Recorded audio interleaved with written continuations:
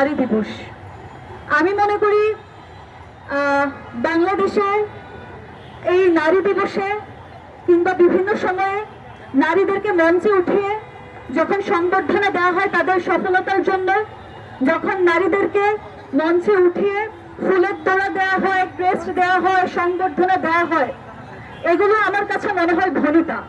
কারণ বাংলাদেশে নারীরা যতটা না সফল তার থেকে বেশি নির্যাতিত এবং নিপীড়িত। দু চারজনের সফলতার গল্প শুনিয়ে হাজারো হাজারো নারীর নির্যাতনের, নিপীড়নের গল্পকে আমরা পিছিয়ে রাখি, নির্যাতনের গল্পকে আমরা সামনে আসতে দিই না। আপনারা জানেন বিগত কয়েক মাসে বাংলাদেশে নারীর প্রতি সহিংসতা বেড়েই চলছে।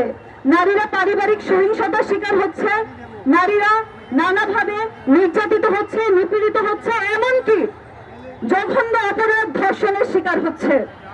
আপনারা পত্রপত্রিকার পাতা উল্টালে দেখতে পাবেন মুন্সিগঞ্জের নহগঞ্জে এক গৃহবধূকে দলবদ্ধভাবে ধর্ষণ করা হয়েছে। আপনারা দেখতে পাবেন পটুয়াখালীতে 10ম শ্রেণীর এক ছাত্রীকে বাসা থেকে তুলে নিয়ে ধর্ষণ করা হয়েছে। আপনারা এও দেখতে পাবেন কিশোরগঞ্জে 7ম শ্রেণীর এক শিক্ষার্থীকে ধর্ষণ করার চেষ্টা করা হয়েছে।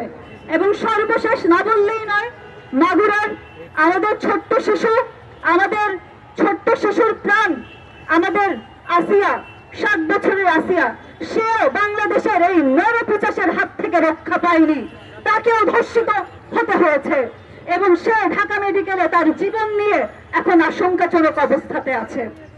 আমি একটা কথাই বলবো, জুলাই আগস্টে আপনারা দেখেছেন, আমরা দেখেছি, নারীদেরকে আপনারা অনুপ্রাণিত করেছেন, নারীদেরকে আপনারা সম্মুখ সারিতে আসার জন্য উদ্বুদ্ধ করেছেন, কিন্তু 5ই আগস্টের পরবর্তী সময়ে আমরা দেখতে পাচ্ছি আপনারা নারীদেরকে পিছিয়ে রাখছেন, নারীদের নিরাপত্তা আপনারা নিশ্চিত করতে পারছেন না।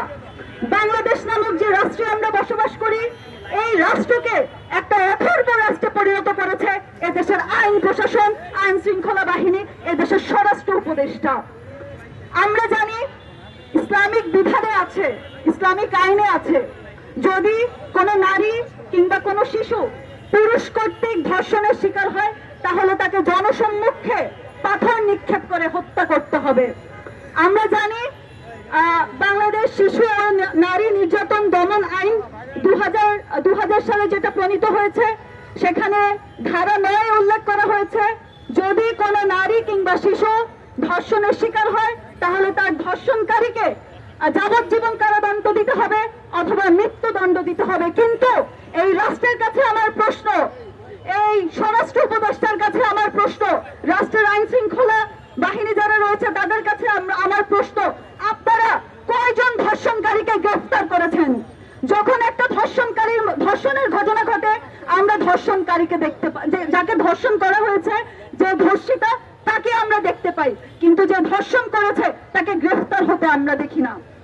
আমি স্পষ্ট করে বলে দিতে চাই, আমি বাংলাদেশ গণতান্ত্রিক ছাত্র সংসদের কেন্দ্রীয় সংগঠক হিসেবে আছি। আমি স্পষ্ট করে বলে দিতে চাই, দেশের স্বরাষ্ট্র উপদেষ্টাকে বলে দিতে চাই এবং আইন শৃঙ্খলা বাহিনীতে যারা রয়েছে তাদেরকে বলে দিতে চাই, আপনারা অতি দ্রুত যারা নারীদেরকে নির্যাতন নিপীড়নের সাথে জড়িত, যারা ধর্ষণের সাথে জড়িত, গত ফেব্রুয়ারি মাসে বাংলাদেশে অনেকগুলো ধর্ষণের ঘটনা ঘটে গেছে, যারা এসবের সাথে জড়িত, আপনারা অতি শীঘ্রই তাদেরকে আইনের আওতায় আনবেন এবং তাদের সর্বোচ্চ শাস্তি নিশ্চিত করবেন। যদি আপনারা সেটা না পারেন তাহলে বাংলাদেশের নারীরা, বাংলাদেশের প্রত্যেক জেলার নারীরা এই দায়িত্ব বুঝে নিবে, আপনারা তাদের উপর দায়িত্ব ছেড়ে দেন।